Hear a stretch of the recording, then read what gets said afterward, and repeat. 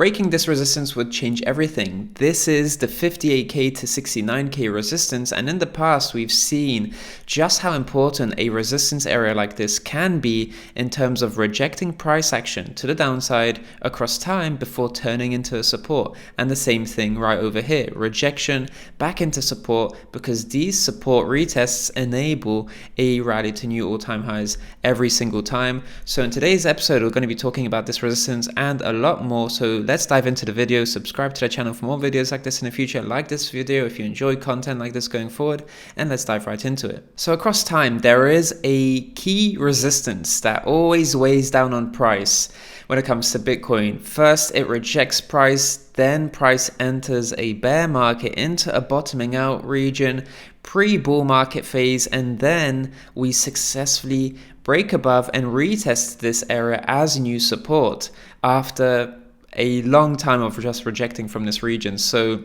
we retest this region as a support, and the same thing happens later on in the cycle. In future cycles and bull markets, we reject from here, bear market retracement, bottoming out period, pre-bull run phase, and then rejection once again. Some sort of macro accumulation occurring in 2019, which was definitely impacted also in March 2020 with that capitulation event there. But ultimately, we managed to retest this region as a new support after being a point of rejection for so long. And this is the analogous resistance in this cycle. 58 to 69k is that analogous resistance in this cycle, and it was a point of rejection, but at some point in the future, we're going to successfully retest this region as a new support and then break to new all-time highs. And when could that be? Because the halvings really do shape things up quite well in terms of understanding how Bitcoin's price action behaves relevant and relative to this resistance in the context of the halving. And you can see here that we reject from the bull market top a fair amount of time away from the halving, but as we approach the halving event, we see price really gain in upwards momentum, and then after the halving we tend to see this area of resistance turn into a new support. And the same thing here, rejection before the halving event, but after the halving event we successfully retest this resistance as a new support. So we have to try and understand, how many days after the halving do we see price successfully retest this resistance area? And after the July 2016 halving, it was 240 days, during which we saw retesting price action here before we broke to new all-time highs.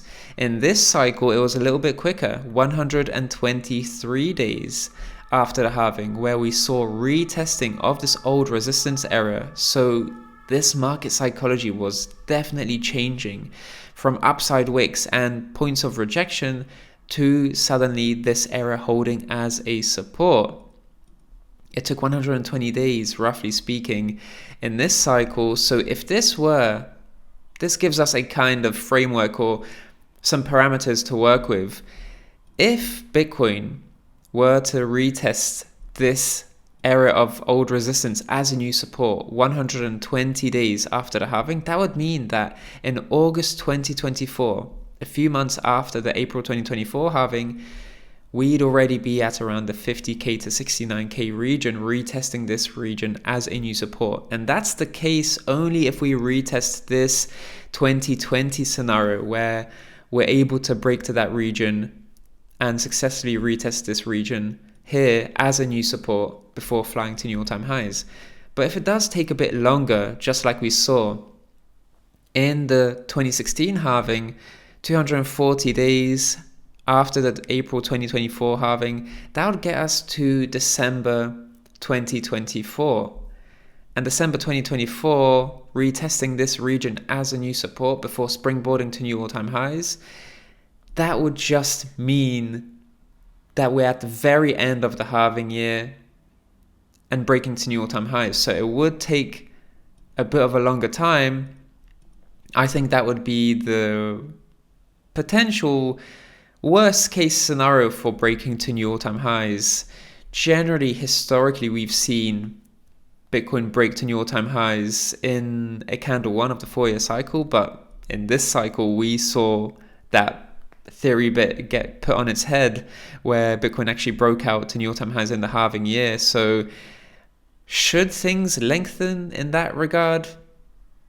Not necessarily. I mean, in some way it's very clear here that it took 2 times the amount of time to retest this region as a new support, and that time was cut in half here. So if we do see some sort of declining tendency where it takes this time actually 60 days after the halving, so we'd actually break out to new all-time highs in June of 2024, if we're seeing a declining factor by 2 in terms of how quickly we retest this old resistance area as a new support to break to new all-time highs. I don't think we're having that declining tendency in terms of time. I don't believe that's the case. It just happens to be that sort of declining tendency across time in these 2 cycles.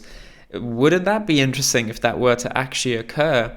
But I think the more conservative approach would be to focus more on after summer 2024, where we retest this region as a new support, and retesting that region as a new support, well, that opens up parabolic price action to new all-time highs. And if we just do this, then you'll notice that there is a similar amount of time in terms of how long it takes from retest to bull market peak to occur. So in 2016, when we got this successful retest right over here, it actually enabled a multi-month uptrend of 1, 2, 3, 4, 5, 6, 7, 8, 9 months after that retest attempt. And right over here, 1, 2, 3, 4, 5, 6, 7 months.